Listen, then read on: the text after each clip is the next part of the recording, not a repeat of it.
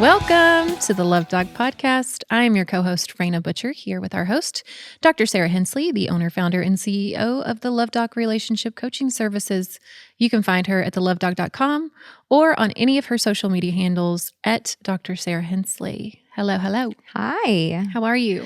I am doing pretty well. I've had a lot of car drama. Oh, you have. You always got some drama. The most car drama I have had in a really long time. So I got a speeding ticket the other day in a construction zone coming out of my daughter's school. That's the worst. I didn't realize that it was, I'm just in my head and it was 45. You're thinking about a lot. You got a lot going on. Got a speeding ticket. So I have to go to traffic school. I know. That's always the worst. Then a deer runs into my car. I think I told the audience about that. It literally ran into my car. So sweet Evangeline, my caddy, has been out in the shop. And it takes a long time to work on a car Carline like that. relationship advice a little bit harder to do. Carline relationship advice is like non-existent right now because I've had a couple different rental cars. Then I bought my daughter a Yukon, and it drove perfectly fine until it got cold, and then it started hard shifting into first, which is usually just like a low fluid problem. Of course, we took it to the dealership, and the dealership tried to like gouge us in this give you the runaround astronomical way. So we were like, okay, we're going to take it to a small mechanic. So it's there right now, getting a tune-up because Kentucky lowered the driving age to toddler years. Yeah, it's wild.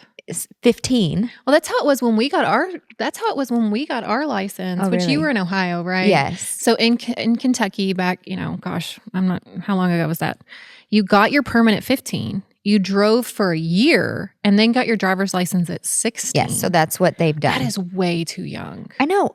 Gabby is getting ready to turn 15, and I'm like, crap. She's not a baby. She's not learning in my Escalade, and she's not learning in my husband's truck. That's relatively new. We're not doing that. I'm sorry. I'm not putting like a barely 15-year-old but she still in needs an expensive a tank. car. But she still needs a tank, right? Because I'm not sending her out into the world in a little car that can crumple, especially after I hit the deer. I was just like, no way. I was going to get her like a small crossover SUV of some sort.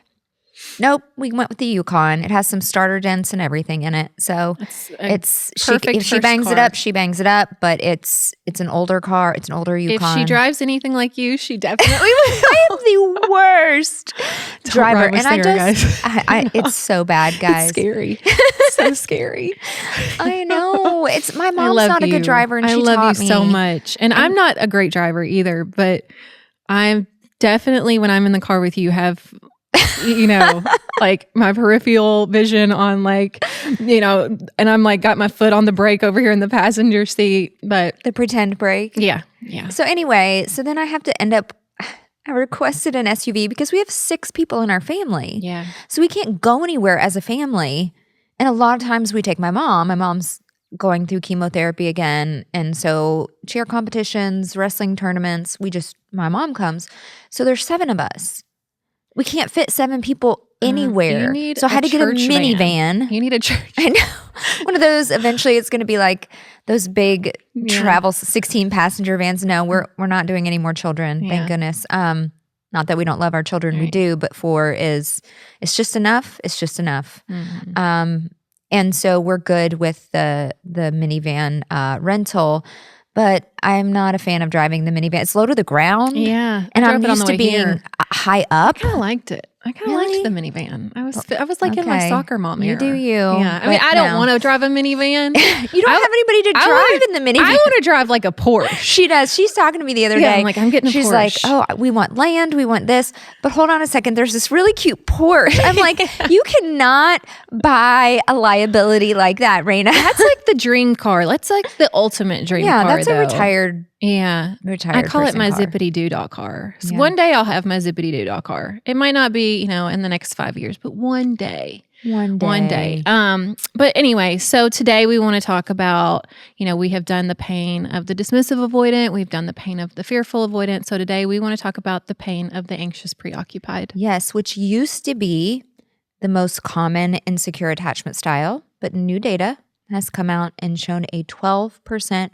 rise in dismissive avoidance in the last decade, which is now the most common attachment style. And why do you think that is? Because I think Gen X were the latchkey kids that were extremely neglected.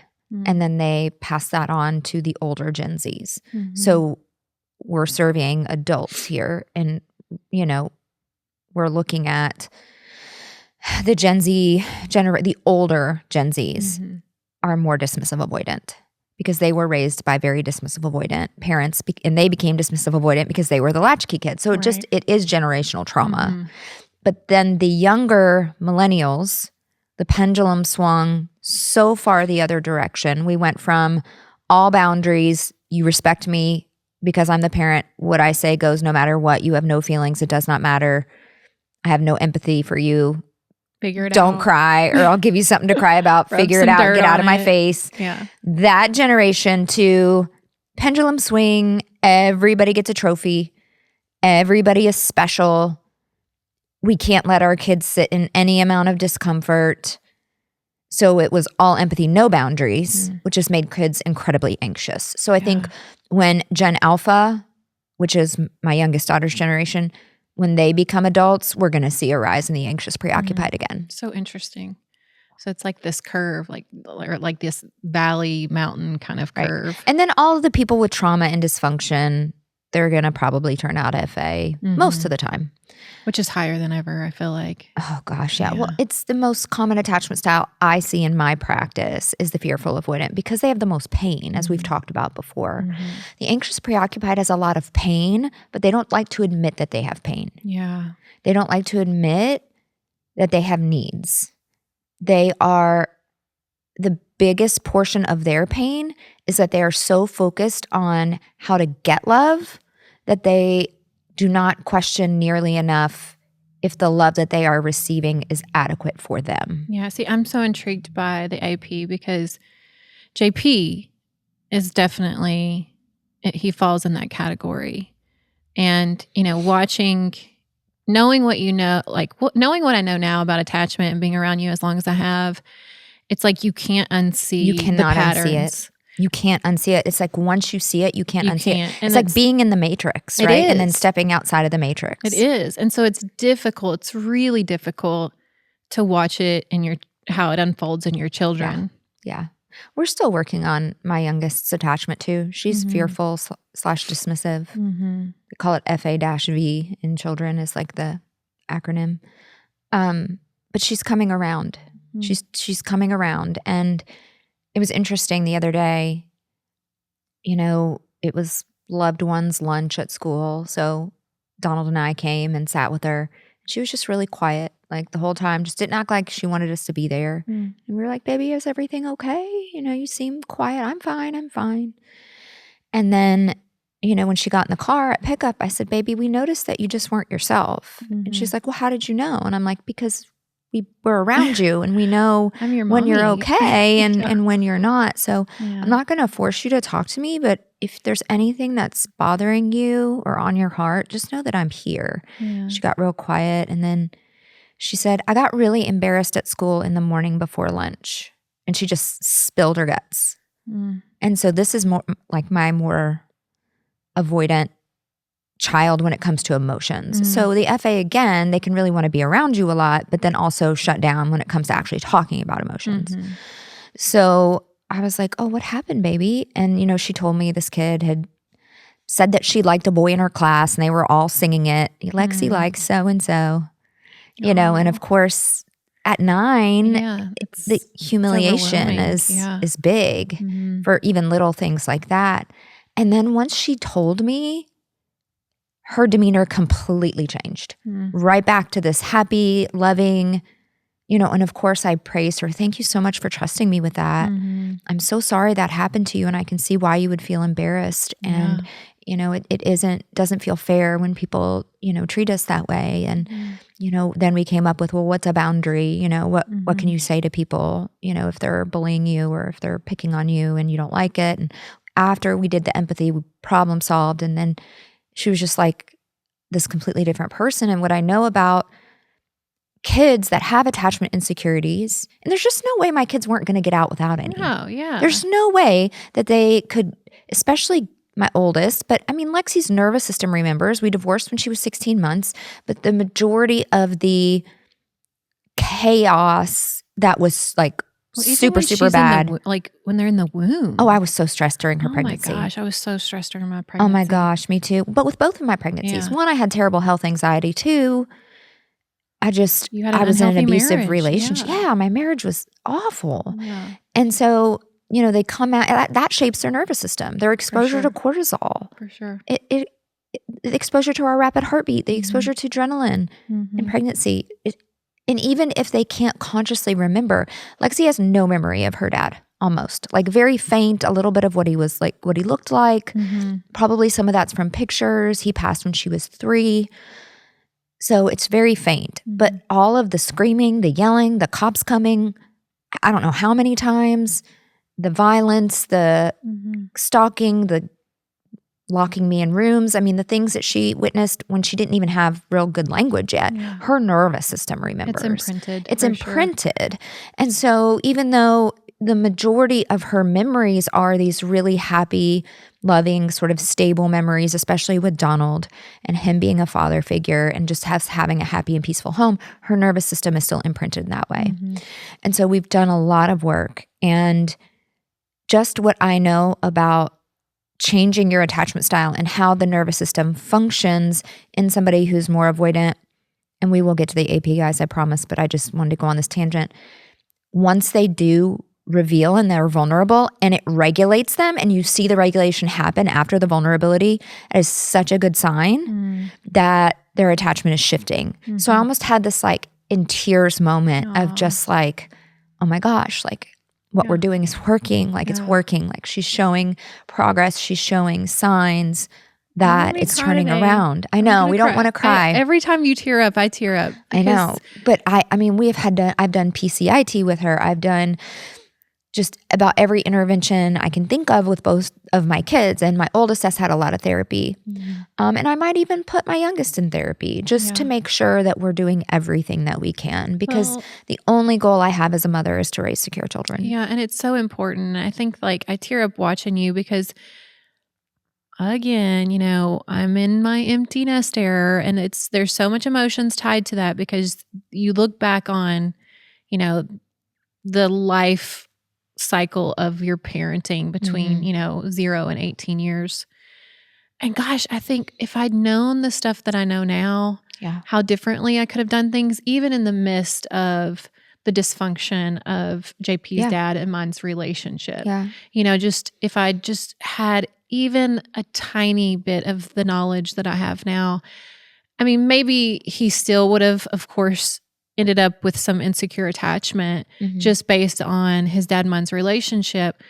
But, seeing the anxiety that JP has around his relationship, and I want to be really clear, I'm referencing JP here because I love him and he's my son. I'm not talking negatively about him. I'm not even talking negatively about his relationship with his girlfriend. I love his girlfriend deeply. He treats her like a queen. Oh my gosh, he waits on her hand and foot. He loves her deeply, but and it's not her fault. It's not her fault. It's JP being young and not recognizing the patterns. Yeah.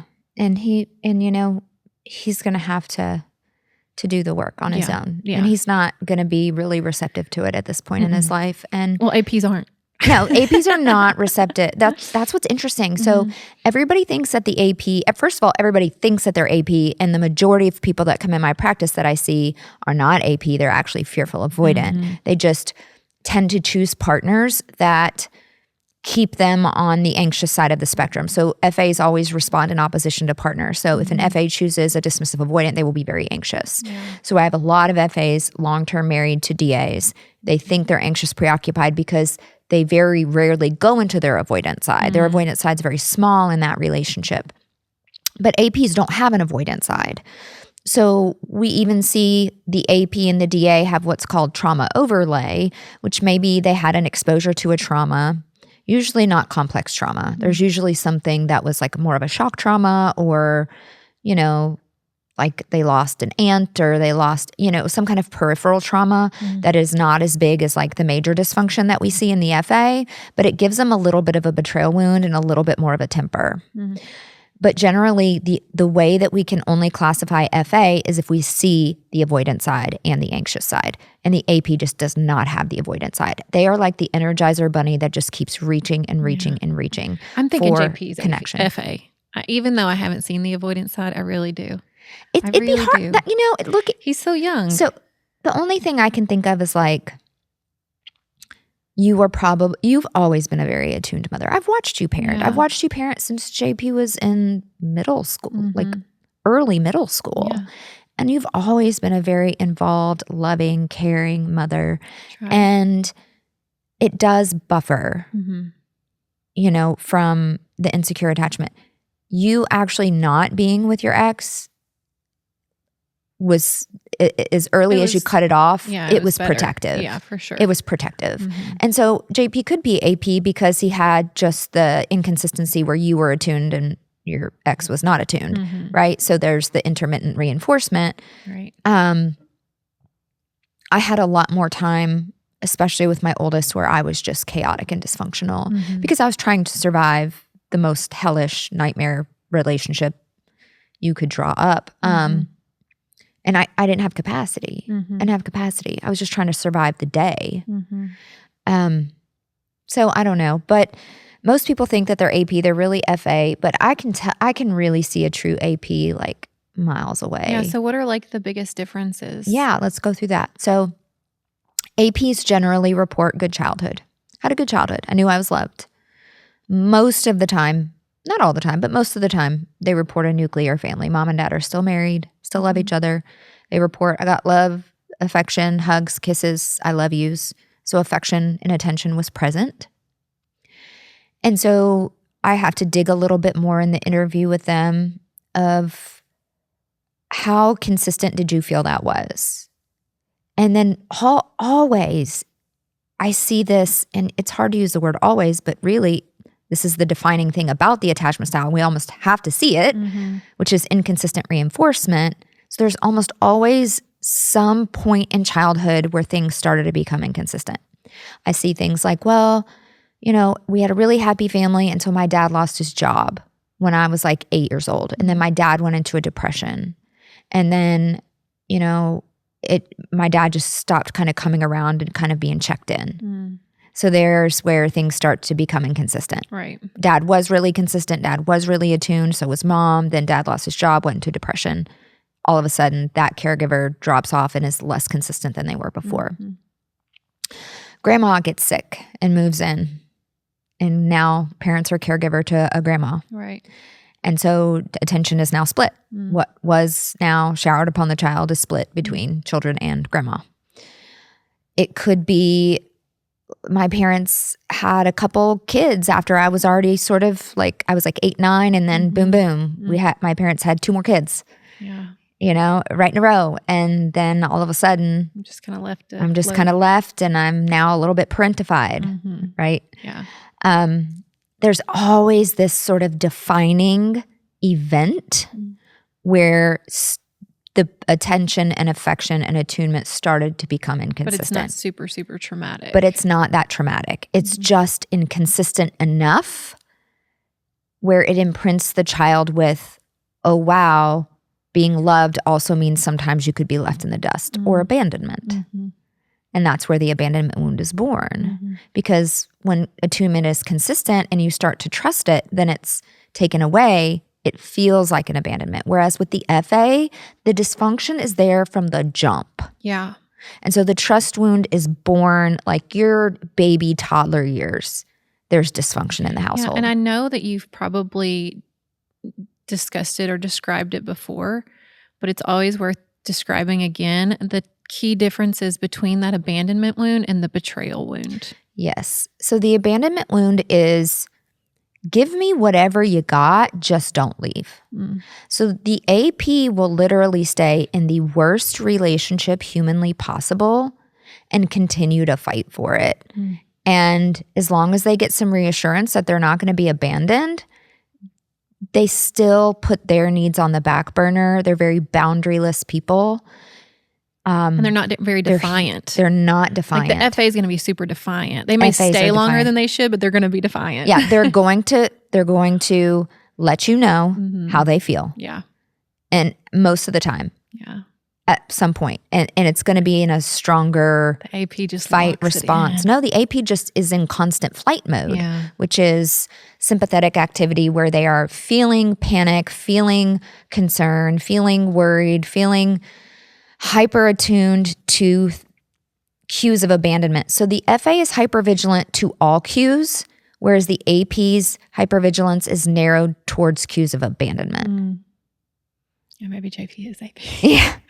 Yeah, he is, honey. Yeah, I mean, yeah. just from an observation. Yeah.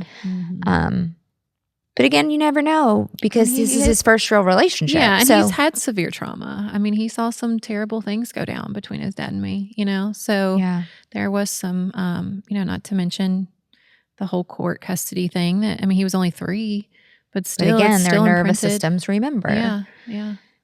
And yeah, it's just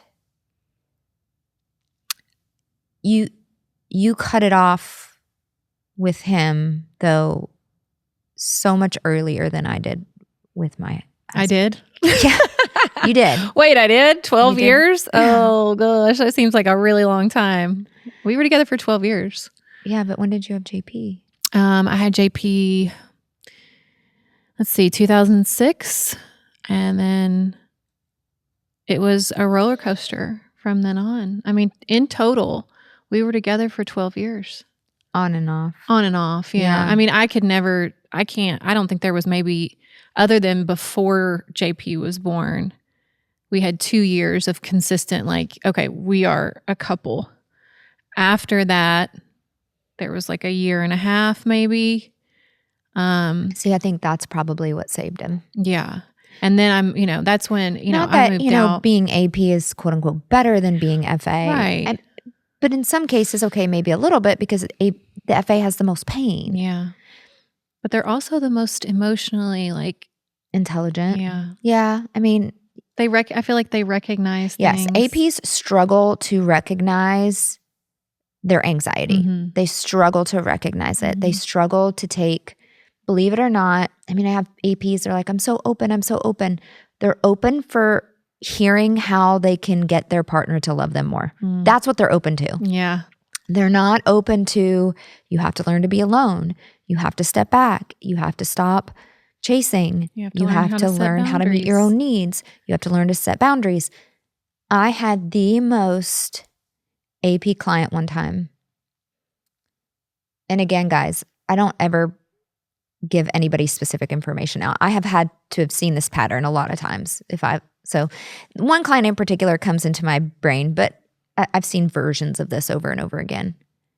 It did not matter how I framed it, how gently I said it, how much clarity I used in explaining it. She would come back with all of the reasons why her anxiety and her anxious behaviors were warranted in the situation. And I see that a lot. Them coming back with, but it's like if I pull back from my anxiety and I stop chasing, then I'm abandoning them. And you're not. No. You're not. They have a huge needs bucket. This is where the love language theory really breaks down. They have all the love languages. They want them all. And they view them all as valuable. So reassurance can come in acts of service. It can come in gift giving. It can come in, words of affirmation. Is that why they also try to give all the love languages? Yes. Yes. Yeah. Absolutely. Yeah. Because again, I'm sorry, guys. I know that I've gotten some feedback that I talk shit about my son. I'm not talking shit about my son.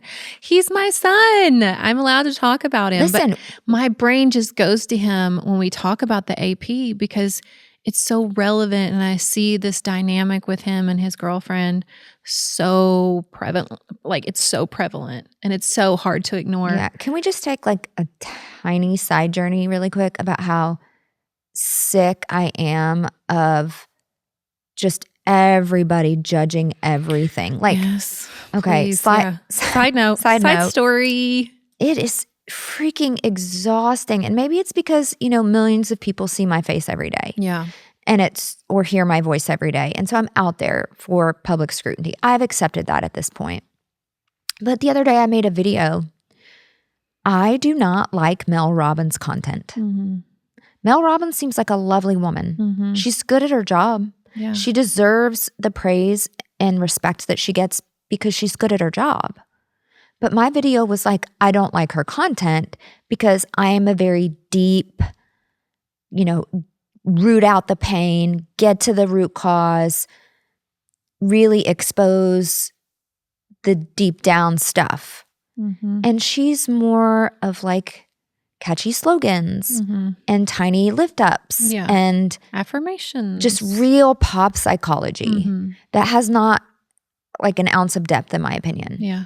So I made a video about that. For that? I didn't see that. Oh my gosh. People came out 25,000 Instagram comments. Oh goodness. How did I miss this? Yeah. Oh, I took it down because this was in like 2 hours. Oh, okay. Wow. And it was all like, how dare you like run somebody else into the ground and like say like to put somebody down. There was not one sentence in that video that I was putting her down. I didn't say she was bad at her job. I didn't say she was a dumb person. I didn't say anything. I said her type of content isn't aligned with me as a person. I would just kind of compare Mel to like Oprah, right? Like she's bringing in people, like she brings in experts that maybe go deeper, but Mel herself isn't going as deep, But I mean, some people that's for them. Yeah. That's all that they want. Yeah. Yeah. And so, and that's okay. Yeah. And I even said that in the video. It's okay that works for some people. Me in particular, it's like small talk. Like just shoot me in the face. I don't want to. I shouldn't say that. I rebuke that in Jesus' name. I don't shoot me in the face. Okay. Rebuke that. But literally, I just can't stand small talk. And it reminds me of small talk. And so I'm so tired. So I took it down and I put another video up saying, okay, I'm sorry. I take the feedback, and I take it with grace. And I, won't say the name of the person. Yeah. But I don't like shallow pop psychology. Yeah. It's no different than me saying, I don't like this band. Yeah, exactly. How is that different than saying, you know what, I don't like Metallica because I don't like heavy metal music. Why is that different? That's not me saying Metallica's a terrible band. They have no talent. It's just because you're in the space. It's because you're in the space, the same landscape. So it does get sometimes, the positive reviews definitely overwhelm the negative ones by far. But it is frustrating when it's just like everybody has an opinion over the tiniest little thing. But yet you're not allowed to have one. But I'm not allowed to have one. Yeah. That's why I think we're going to start another podcast maybe where it's just the raw version of us and we get to just tell all of our opinions. Yes, we want to look forward to that. Lash out all anyway, of our opinions. Back to the AP. Maybe, yeah. And this is a big part of the AP's problem is that they're not authentic. Yeah. They're chameleons. Yes. So that what I just said is relevant to the AP because they are terrified to put their vulnerable, authentic selves out there. They will definitely conform to what they believe their partner wants them to be. Yep. We know APs in real life. We have friends that are APs. They're chameleons. They will take on whatever shade, tone, activity, interest their partner has. I can usually spot an AP simply by their body language. Very anxious. Hold a lot of anxiety in their body. Very tense. Very tense. The APs that I know, when you hug them, they're like rock. Yeah, you can feel the tension in their bodies. It's because they're in constant flight mode, which means holding in, withholding. So energy and motion, emotion, is being stuck right on the surface too, because sympathetic activity is one step up from safety.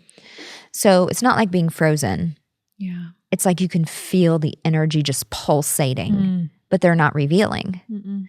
And so the AP's pain is so much around, one, I can't be my authentic self. I can't speak up for my needs. I can't say that this hurts me because I don't want to start a conflict. Interestingly enough, the AP and the DA both hate conflict. And when an AP gets with the DA, they can go years without having a conflict. And this was a really relevant topic a couple of days ago when Travis Kelce came out and said, Taylor and I never argue. Taylor Swift and him, they never argue. And so, interestingly, the Today Show contacted me. Proud moment, really stepping up in the world. Yeah, it was such an honor to give an interview to the Today Show. And I said, well, here's what I hope is happening. I hope that they're just really both secure people who, it's hard to find a secure person, I'm sure, in Hollywood and in any world of fame. Yeah. There's massive amounts of people that have Especially had childhood if they became trauma. famous when they were young, like Taylor did. Exactly. But if you look at Travis's family and Taylor's family, super close, super supportive, super always there, always cheering them on, and so the thing that they do have in common is very close-knit, supportive families. So it could be, and this is what I hope it is, that they're two securely attached folks that just finally found each other. Yeah. Because we know secures attract and make it work with other secures, and insecures attract and usually do not make it work with other insecures. And secures and insecures just don't stay together. So what if all of her relationship history, she's just been the secure person and she's been dealing with these FAs and DAs and narcissists and just going through them. And that's why she never sort of found her love until she comes across Travis, who also has this loving, supportive family. It did happen to us, and we had to do the work. But I'm just wondering if the definition of argue was really what Travis was talking about, that they don't get dysregulated and yell at each other. Right. Is what he was trying to say. So they have conflict, they have disagreements. I but can't they just imagine any couple not having any conflict. The APDA. That's wild. Every time I see an APDA couple in my practice, they'll say, we haven't had a fight in 10 years. But now But they also have no intimacy. No intimacy. Yeah. And the AP is dying on the inside. And they finally got brave enough to say, hey, maybe we need some help. Yeah. And they've sort of lost their, I'm talking sometimes 10 years. They're like, we haven't had a fight in 10 years. Because what ends up happening is the AP starts to bring it up, the DA starts to get defensive or starts to pull away, they immediately backpedal. They're too afraid. They backtrack. Yeah.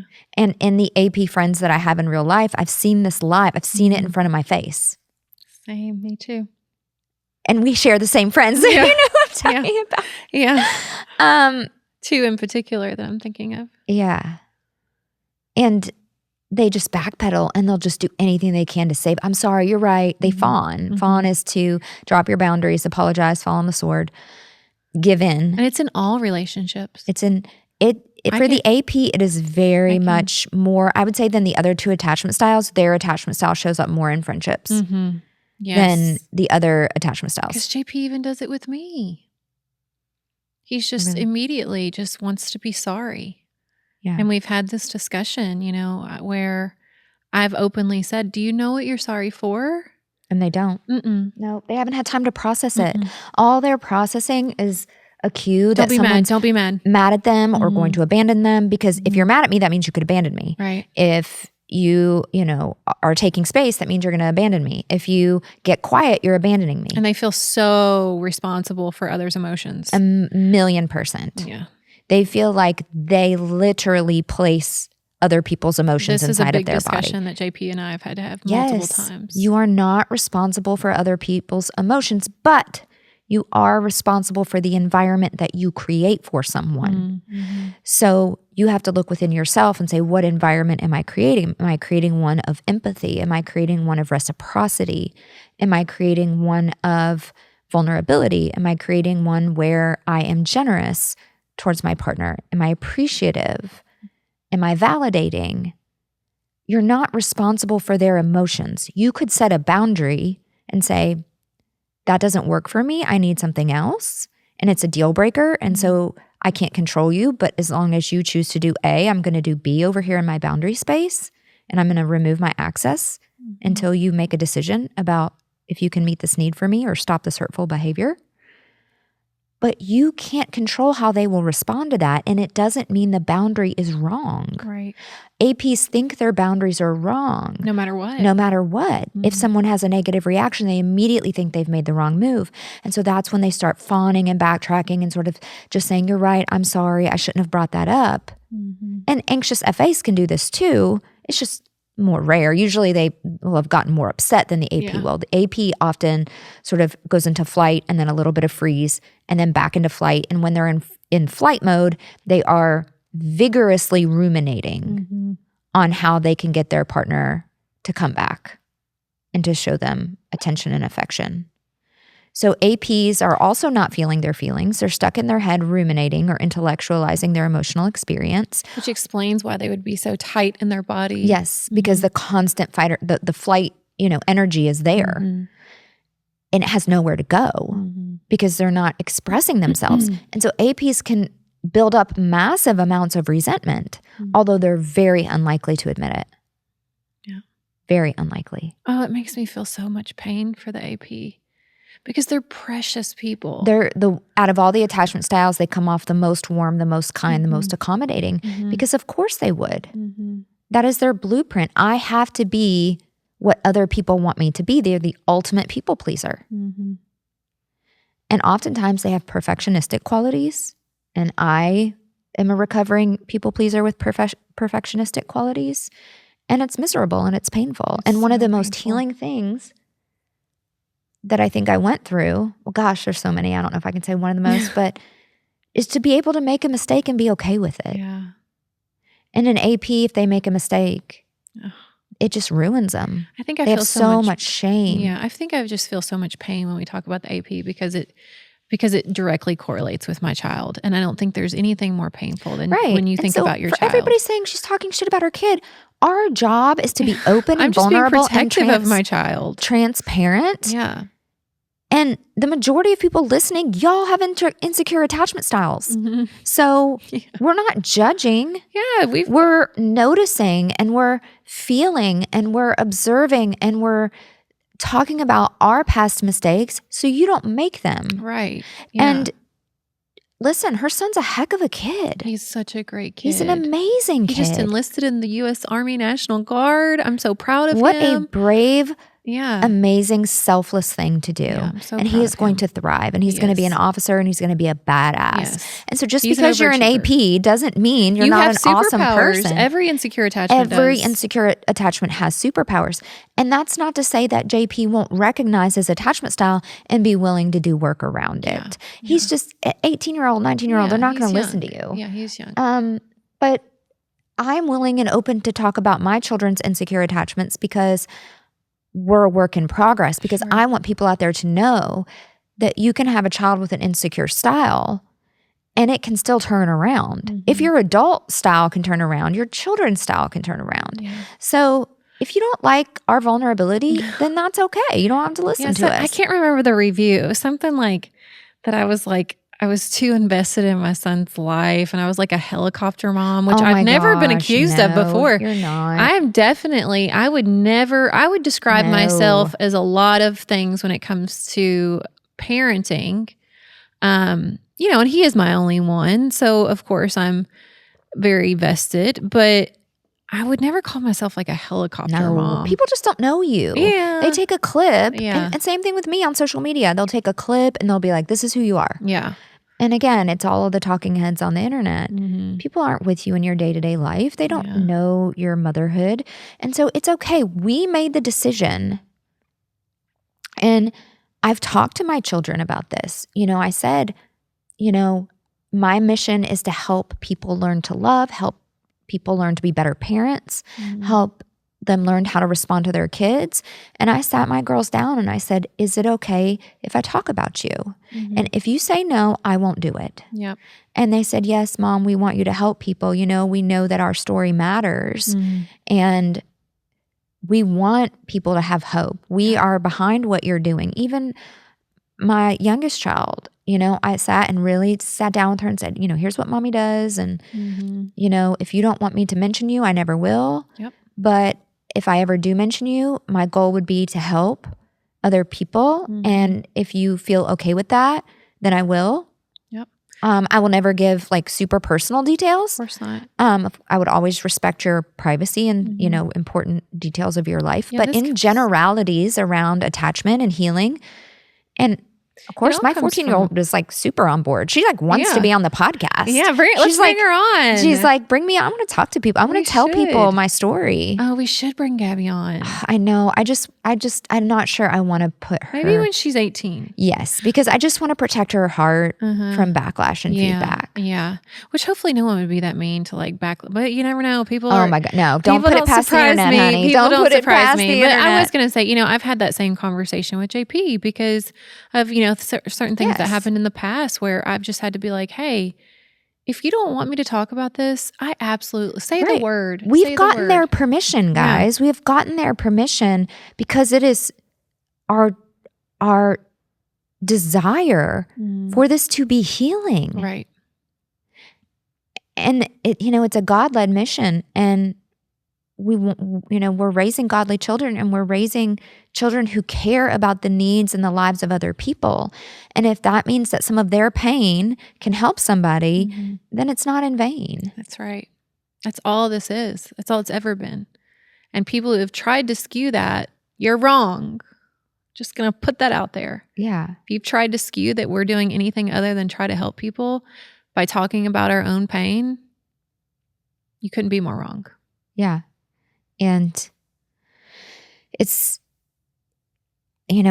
my oldest already wants to be the next Dr. Hensley. She's taking AP psychology, and she's like planning out, where am I going to get my master's? The Where Love am I Doc going to get 2.0. Listen, I was like, in 10 years, if you have your doctorate and you want to take this on, it will always be here for you. Yeah. If you don't, you want to do something else, I'm supportive of that too. I just want you to be happy. Of course. And be able to support yourself and whatever that looks like. Yeah.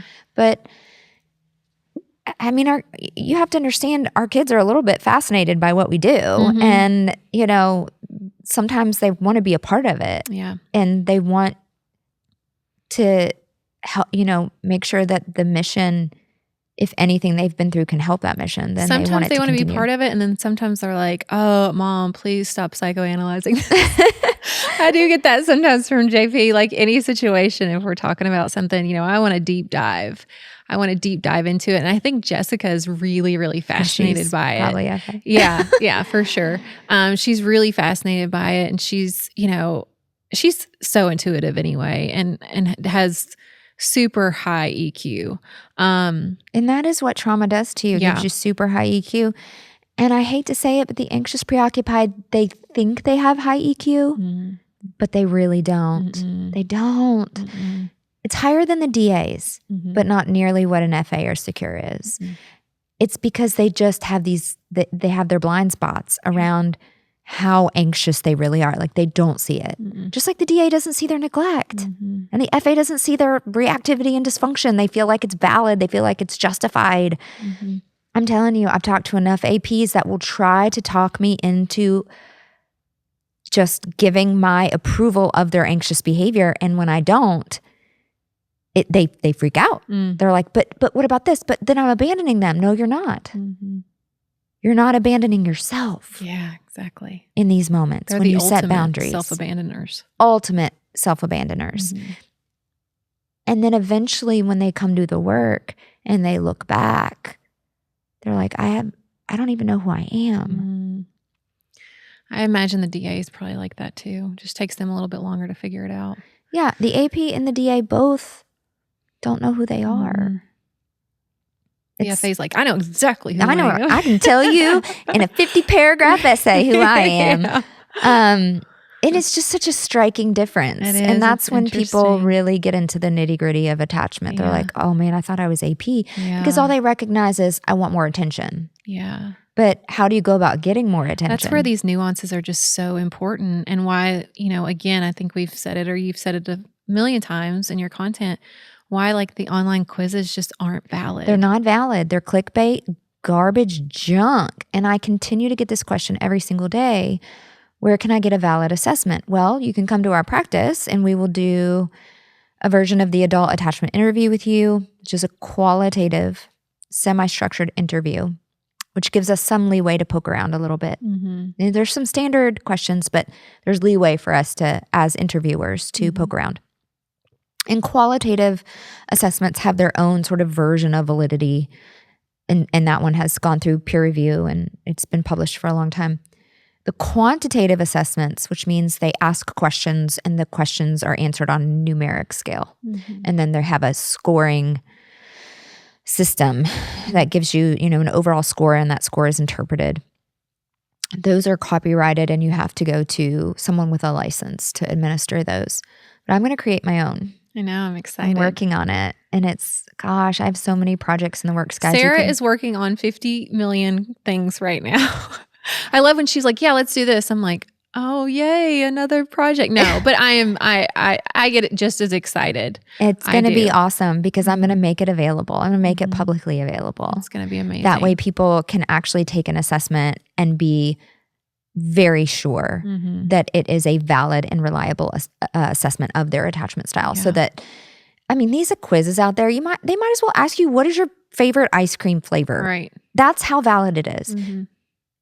And it really makes me mad because 3 of them that I can think of, they're master's level people. And they should have taken research methods. Even research methods 101 at the master's level would teach you just the basic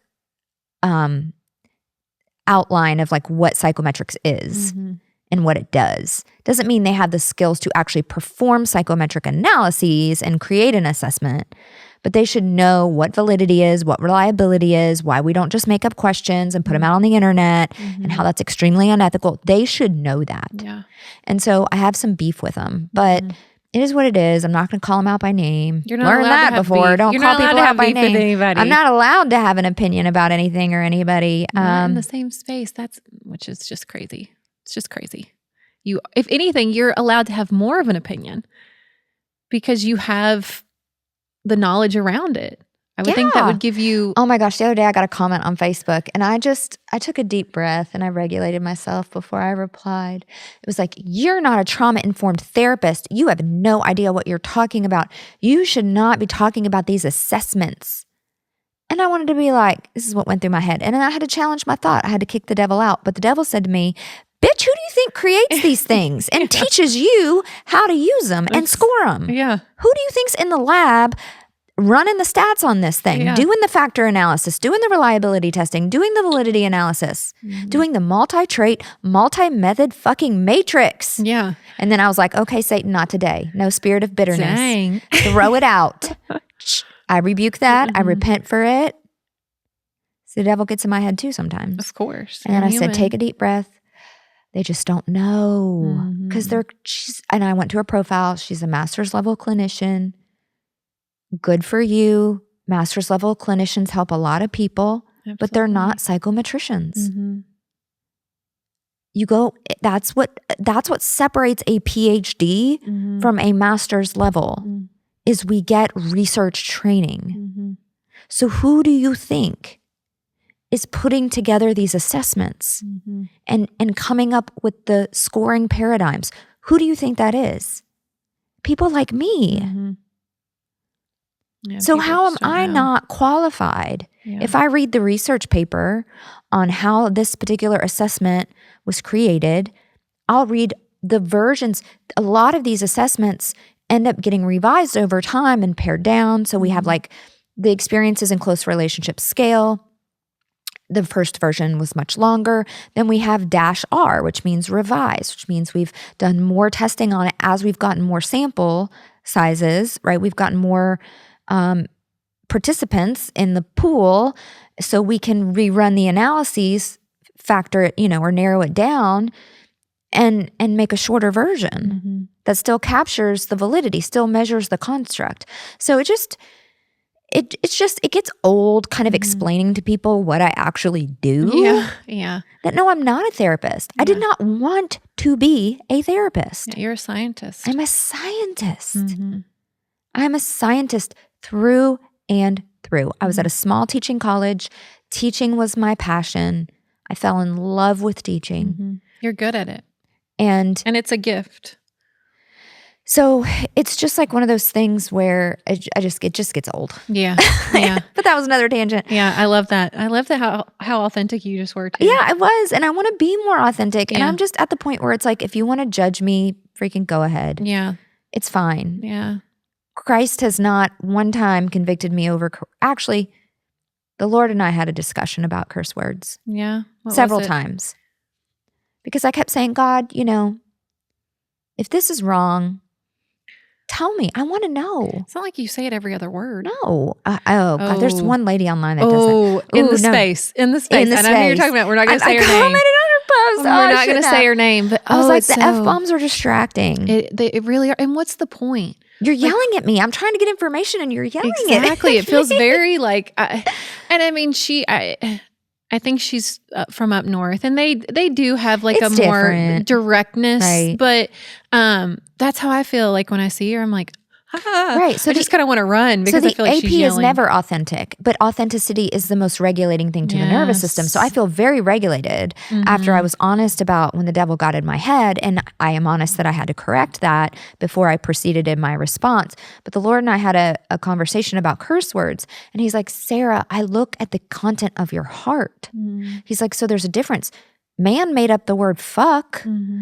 I didn't make that word up. Man said that it was bad. Man gave it an acronym. Man used it, whatever. He's like, so I'm looking at the content of your heart. So if you stub your toe and you say, oh, fuck. He's like, I don't care about that. Right. The content of your heart was, ouch, I just hurt my foot. Like nobody's, no harm, no foul. But if you say, go fuck yourself, bitterness, absolutely not. You know that is not within my commandments. Right. So I was like, oh, thank you, God, for laying that out, because this has been on my heart for so long. And he also said, remember, I don't convict everybody in the same way. And that's on purpose. Because maybe somebody, in order to change the content of their character and the content of their heart, I have to take it off the table for them. Yeah. So I've convicted some people that it has to be off the table, or else the content of their heart deviates. And I was just like, wow, God, thank you so much for that. Because I keep coming back to it, and I've just never felt like that, like I need to stop saying these words. Yeah. But I do feel a conviction around the way that I use them. Yeah. You explained that so beautifully. So to those APs out there, authenticity is what will allow you to release, all of that pent up anxiety. And authenticity does mean having boundaries and saying, this doesn't work for me. This doesn't feel good to me. I need something else. Yeah, And boundaryless if love is asking not for love. what you need makes someone go away, they were never going to give it to you anyway. Yeah. So you have gotten out before you have gone to your deathbed, not having your needs met. Well, and I find it really interesting too, because APs tend to give so much, their partner ends up resenting that. Yes, because there becomes the giver and the taker. Yeah. And it becomes very clear who's the giver and who's the taker. There's no balance of respect. There's no balance of respect. And I talk to DA partners of APs. I talk to them every day. Yeah. I mean, not on the weekends, but you know what I mean. Or FAs that lean more avoidant. Or less, yeah. And they're like, I would hate to say this to my partner, but I just don't respect them. Because who would? Yeah. Who would respect someone that doesn't respect themselves? Yeah. And it's not attractive. Boundaryless love is not love. It's not love. And oh my gosh, this is another God thing. This is another thing that God revealed to me the other day, because God has really spoken in from literally day one that truth is love. And that enabling people's bad behavior is not love. And Jesus prioritized truth over getting along. He sure did. And that is what makes people so offended by Christianity, because it prioritizes truth over getting along. Because if Jesus prioritized getting along over truth, he would have to be lying about God and blowing smoke up everybody's butt. And he would have been kissing the Pharisees' butt. And he wasn't doing that. He would have never died. He would have never died. He wouldn't have. He prioritized truth over getting along. He values truth as love more than getting along is as love. Think about that. Yeah, think about the disciples. What happened, how they betrayed him. Yeah. And then people are like, oh, you're not perfect. You say a cuss word. You're not Christian. You like Taylor Swift. You're not Christian. I'm like, look at who Jesus chose as his disciples. He chose some really freaking broken people. He chose a tax collector. They were like the most hated people on the planet. They were like the biggest sinners. Everybody hated the tax collectors. He chose fishermen with potty mouths. Yeah. He chose somebody he knew would betray him. So not everybody that comes to serve the Lord is wrapped up in a pretty package. Yeah. And so for my APs out there, you don't always have to be a pretty package, my friends. You get to be you. And the healthier version of you will thrive when you respect yourself. Yeah. Because think about how much shame. I'm not good enough. I'll be abandoned. Yeah. So We're once admitting again, the brokenness. Yeah. You know? Right. Admitting the brokenness. Admitting I think the brokenness, admitting that my worth comes from external validation. It does. For the AP, their worth comes from external validation. That's when I see all of these. Gosh, we used to do it too back in our broken days, the thirst traps on the social media. Yeah, some of them are bad, guys. I know. We look back and we cringe. We're like, we're going to have to do some content. We were so desperate. We're going to have to do some content around those old TikTok videos that we did on the lake. And oh gosh, I cringe when I watch them. It's because, the anxious part of us was like, well, we're nothing without somebody else telling me we're something. And we wanted love so desperately. Oh, absolutely. And I think that it shows. And then people are like, well, I do this for myself. No, you don't. Yeah. You don't post that thirst trap on social media for yourself. If you do, you just look in the mirror. Yeah. You'd take a picture and you'd put it on your mirror and you'd look at it every day if it was for you. It's not for you. It's for other people to see. And you are getting something out of that. Think about that. And everyone does it. We're not shaming you for it. I put up funny videos and things, but they're not. I try to view my things now as not like as much attention seeking as being authentic, and however it lands, it lands. Yeah. Yeah. Because I'm barely a celebrity. I'm like an E-list, double F-list celebrity. I don't know. You're getting there. It's getting crazy. there. Yeah, it's crazy. But I'm out there, so I might as well have fun and be authentic. Well, and you're allowed to show up as exactly who you are. Yeah, and there's a version of us on this podcast that is more presentation style is all I can think about. Like I have a presentation voice. When I get off of here, I'm going to start sounding like this. Yeah, yeah. It's crazy. And people I definitely hold back. Where's your accent? I'm like at home with my family. Yeah. When I'm speaking, the Ohio girl comes out in me. I've lived half my life in Ohio, half my life in Kentucky. I definitely hold back. I could admit to that and still get anxious. And, even watching videos, I think I've come a long way from the beginning, but I definitely hold back in certain things that I want to say, or just not knowing how to say it. But I'm kind of over it. Yeah. I'm kind of over it now. We've come out of the closet. Yeah. You know who we are. You know who we are. You know what we stand for. You know what our beliefs are. Probably can guess our political beliefs at this point. We don't freaking care. Yeah. And we love you. We don't care what your political beliefs are. We don't care who you love. We don't care who you're married to. We don't care if you have changed your gender. We do not care. No. We judging you 0%. All right. If you ask us what we will do for our lives, that's a different question. But we don't care what you do with your life. We want you to heal, and we want you to be healthy and happy and love who you want to love. That's your business, and do whatever it is you want to do. I'm a libertarian. Like I said, I'll just admit it. I'm a libertarian. I believe in just freedom all across the board. Yeah. It doesn't mean that the things I believe you are free to do, I think God approves of, but God doesn't approve of a lot of things. He doesn't approve of fear. He doesn't approve of bitterness. He doesn't approve of shame. He doesn't approve of a lot of things. So I'm not calling anybody out on any specific sins, or else nobody would be welcome to this party. Yeah.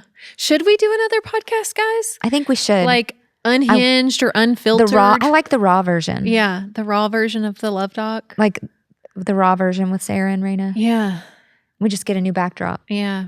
We might have to think this through. And I know Vandy's over. Our producers are over here like, I don't know if I have enough hours in the day. I don't know. If y'all listen to this, let us place to know. wrap up. Yeah, let us know what you might think about us doing. Yeah, leave us a review and say if you want us to do a raw version, like you really want to see Raina and Sarah's personality, because we are fun. We are fun, and we are funny. so fun, and we are so funny, and we are so not politically correct, and we are so and I open my mouth and insert my foot all the time. She does. All the time. And I love you for it though. Yeah. Because you recover from it. I You're just try. like, oh man, I had diarrhea of the mouth just then. A lot. Happens a lot. Like, I would love to be able to show up more of like how I show up on the jazzercise stage. Like, I don't care anymore. I love jazzercise, Raina. I don't even care what I say. Whatever comes out, comes out. But I definitely hold back here. I definitely do. We have to. Because it's a bigger stage. It is a bigger stage. And people, when you're talking about these sensitive issues, oh my gosh, if I hear one more time, you're a mental health provider, how dare you say that? First of all, I'm not. I'm a coach. I'm a behavioral scientist. I'm holding nobody's mental health in my hands. I don't treat any mental health disorders. Attachment is not a mental health disorder. It is a pattern of behavior caused by reinforcement. Reinforcement is behaviorism, which is social psychology. So on you. There you go. Tell them. Tell them. No, yeah. I'm kidding. Yeah. But not really. I know. It's like, does that borderline on bitterness? Because then I have to rebuke it. Yeah. There's no bitterness. It's just, I get tired. Yeah. I get tired.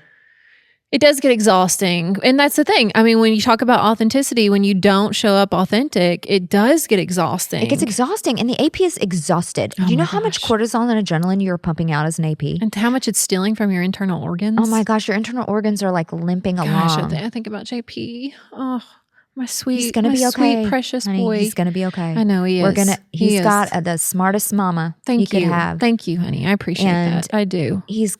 They come back around, you know. Yeah. They do. He will. So if you are an AP or if you are the partner of an AP, you can check out Dr. Hensley services at thelovedog.com. We do have a little announcement. Dr. Hensley is no longer taking on new clients, but of course, Coach Elizabeth and Coach Amy are still a wonderful option for one-on-one. But I still do the group. Yes, the group is my main focus. The reason why that you have decided to take this step back is because your focus wants to be on the hybrid group. Yes. It is the most popular and most cost-effective service. It is the fast track to healing. I've said it once, I'll say it again. Every time that I sit in on group, I still learn something. After 8 years of being around her and hearing these attachment wheels for 8 years, okay? I feel like I know everything there is to know. I remember the first time I met Raina and I was hanging out with a group of friends and I started talking about attachment, and there was a friend that is no longer in our friend group for a number of reasons. I was like, nobody wants to hear about like your psychology stuff. And I was like, you know what? One day somebody will want to hear about it. Somebody will want to know. look at her now. Look at her now. So, because I even was like, yeah, Sarah, nobody wants to hear about that. I know. And I was like, fine, I'll just be surface level. I'll just small talk. And at that time, I didn't see it, but now I do. Everything's so clear. But that's what happens when you hang out with the scientists for as long as I have. And I hear, I watch all of her content a lot because I help posting, and then I'll help answer messages and all that. So I feel like I've got a pretty good grip on it. Maybe I could be the Love Dog 2.0. Maybe. Anyway, you no, don't want that's it. I you can't. Don't want I don't want it, guys. The pressure is too immense. So yeah, it's too much. I have to process my emotions a lot lately. Yes, it's too much. A lot of solace going on. Yeah. So if you want to learn about solace, which is Dr. Hensley's trademarked healing strategy, you're going to have to join the hybrid group. That's where you're going to get it. That's where you're going to get it. That's where you're going to get really the deep dive into, of course, it's in the course as well, but it's so important to have the calls on top of the course because there's just so much material that the calls really break it down. Right. And a lot of people, you get the customization. Yeah. So I can't teach to your nervous system when you just buy the course. Right. Although the course is a great place to start, and you can always add the group later and we will discount the cost of the course. So we will take it off the price of the group because the group comes with the course. And if you've already bought it, we're not going to charge you for it twice. Right. But I can attune to you in group. I can look at your body language. I can hear the tone of your voice. If you want to be anonymous, that's fine. But I can tell by the way you frame your question what's going on with you. And I can attune to you and I can customize the tool to your nervous system when you give me information about you. So that is what you get in the group that you do not get with just the course. Yeah. And prices are going up after the first of the year. So because we redid everything. We redid everything. We made it better, more material. expanded. 70-page workbook now comes with the course in the hybrid group. So not to mention, we just have to continue to scale, and we want it to grow, and it's taking more and more, of course, to make this business grow. And we have to reflect that in our prices. Of course, that's just how businesses are run. So it is a better time now than ever. Because you will get the old price with the new material. Yes. Boom. December's your month. December is your month, especially going into the new year and really focusing on self, reflection and change and all those things. That's how we always want to go into a new year. We should always approach every day that way, but we always know that the new year is a good place to start. So go see Dr. Hensley at thelovedog.com. Continue to tune in. We love you guys so much. Leave us a review, write us. We will always read them. I read every single email, and the ones that write in and tell us your stories, you have no idea how much they touch us. They touch us deeply, and we appreciate it so much. So keep tuning in, and until next time, peace, love, and perspective.